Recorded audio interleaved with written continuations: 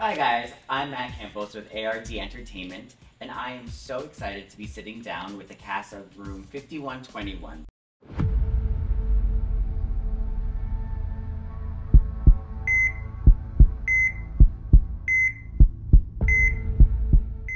Today I am here joined with Gloria Alvizar, Danielle Abraham Sanchez, Marquise Myles, Jovan Taylor, and Alejandro Diaz. How are you guys doing today? No good. Great. Awesome. Can we just take a moment to say how everyone looks stunning? Oh, look at your Yeah, I outfit. know. You're looking Just great. throwing on a little song. Amazing. No, but I'm so glad to be here with you guys. How are you guys feeling right now? Really good. Relaxed. Yeah. Oh, awesome. So I do just have a few questions for you guys. Simple, easy. We'll make it simple. Okay. So this one is definitely for Gigi and Marquise. What inspired you to write this film? I think we really wanted to bring awareness to people of color and putting people of color and diversity in the forefront. You know, we auditioned a lot, all of us, for many different TV shows, some of your favorites, and we really wanted to see people of color and have a diverse cast be the forefront. Yeah, no, I mean, kind of jumping off of that, it's giving ourselves a way to express our narratives authentically and also to put an awareness for health as well. And yeah. Yeah, I think it was like that was like That was pretty much it. our main focus. Well, that's amazing, and that is great to see that you want to put people of color, which I think is something that is beautiful and much needed in television and film right now. So how meaningful is this project to the both of you, since you technically have written it, produced it, directed it? You know, how meaningful is this for you? Like, this is your baby, so. Yeah, no, definitely. This is really meaningful for the both of us. Well, for one, it's a dedication to my aunt and also for his cousin, because we all kind of went through this experience. And if you look at the doctors' names, Jason Fisher and Esther Martinez, that is their name. And it's in a way keeping them alive for us. Yeah, I think it's very meaningful. We made it close to home. You know, we have certain things go on within our family, and we want to put our emotions into our art and tell real stories. I think that's what's important to us, writing and being in the writer's room as well, collaborating and just throwing ideas on the wall and seeing what we both believe in. I think definitely that's what Yeah. That's beautiful, and you guys have done an amazing job. I've seen the first one, and I'm a huge fan. Thank you. So what inspired you to write a part two? Ooh. Well, I mean, the people spoke, and I think we needed to give them a little part two. Yeah. I think definitely like the success of part one really, like, you know, the audience really, you know, they wanted to see more. They were asking for more. They wanted to see more from these characters as well. And so that just inspired us to keep creating, definitely. So I think that was a major thing. Well, something to add to that question as well, and a more important question. Will there be a part three, and will I be in it? That is a great question, isn't it? I mean, Well, anything's possible. Anything's possible, you know? We'll have I mean, to see. yeah, definitely. What happens? Good, I'll have my people call your people. Oh, Perfect. yeah, definitely. This one is definitely for, Jovan and also Danielle. Like, can you briefly summarize, like, your character? Like, tell us, like, what changed in your character from, like, part one to part two? And was there a lot? Was there, something that drastically changed for you? Was it something that was inside of you that you felt like you were able to tap into more or explore more? So I think for Olivia Payne's character, the way I remember reading Olivia Payne was that she was this strong woman who was hardworking, who, has a family. I feel like she's a person that everybody knows, maybe like a mother, a sister, your next door neighbor, someone who is strong working and always puts family first. And in the first part of this project, she gets diagnosed, right? So this is a major shock. And I think that for her, she just wants to keep it all together. That's what she knows, is keeping it all together.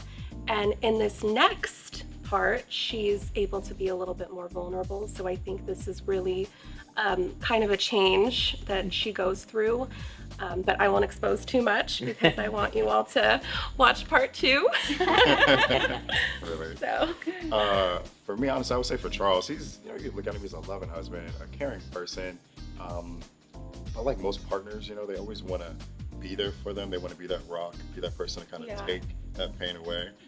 And he's kind of going through that experience of not being able to, if I can give away too much.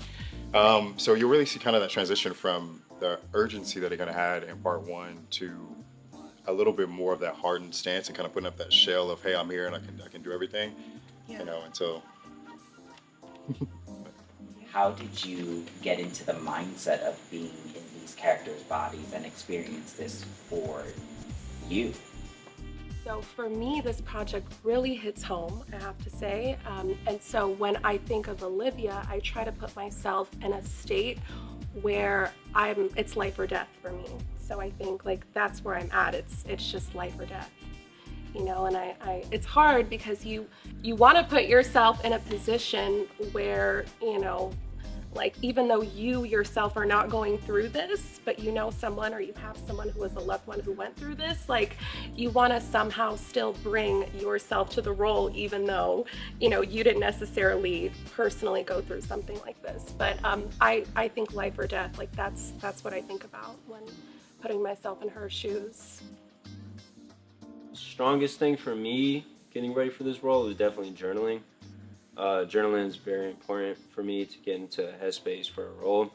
Definitely I'll take certain aspects that are happening in my everyday life that are actually happening to me, and then I'll sub it out for it happening to Sebastian, and then kind of create my story around that, and taken from real life experience from where my stepmom had passed from breast cancer. That was kind of something that I could throw into Sebastian's backstory. Kind of like just really start to understand like how he is socially, like at the hospital, like what responsibilities am I given? Because I'm so new, like how does everybody treat me? Where exactly is it located? What floor do we work on? Just all the little tiny nuances that I can really start to solidify for myself when I write it down, and then just let it live inside of me so it feels more natural. Of course. And so this one is definitely for Jovan and Gigi. So like, how do you, both of you, bring authenticity to your characters? For Charles, it's honestly, it goes script by script, but in most cases, it's one of the things that drew me to the role was the opportunity to showcase confidence and strength and like vulnerability that you don't see happen with men too often, and being able to have that weakness portrayed not as a weakness, but as just something that's understood and that we all have to go through, and kind of giving that lens, for a minute and a half. Right? Yeah, and for me, it's a little bit of everything, script analysis and doing your research, but also just tapping into my experiences as well, and using that to feel the emotions and just be there in the moment. But yeah, I feel like authenticity is something that has to just come from within and not judge the character, and then just kind of take a look and get an inner perspective, outer perspective, everything, Yeah. What would you think this character is different than any other character that you have played? Like, what sets it apart from everything that you've done in the past? Go ahead first.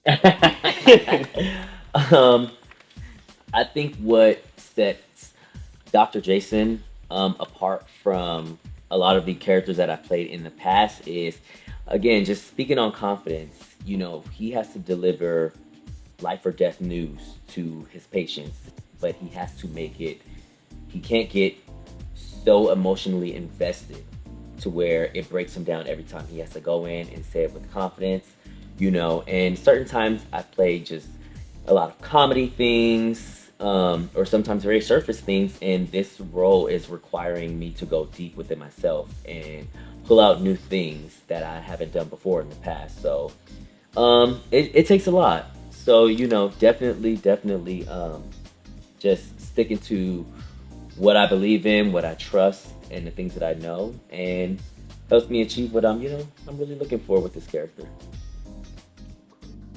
So, I actually have a fun game for you guys. It's called Matt Speed Around Questions. Oh. So, Okay. I'm a little Here we competitive. Let's are you guys see. ready? Okay. Who is the biggest jokester on set? Marquise. Yes. No, Marquise is probably the opposite on set. He will be behind everybody. Okay. Make sure everything's running great. Okay. I don't know. I don't know. I said Marquise until they start. Rolling. Yeah. So it says everybody's got to unique places, and then Okay. Yeah, I could agree. You like, you in wardrobe yet? Right in your ear, right in your ear. Hey, guilty.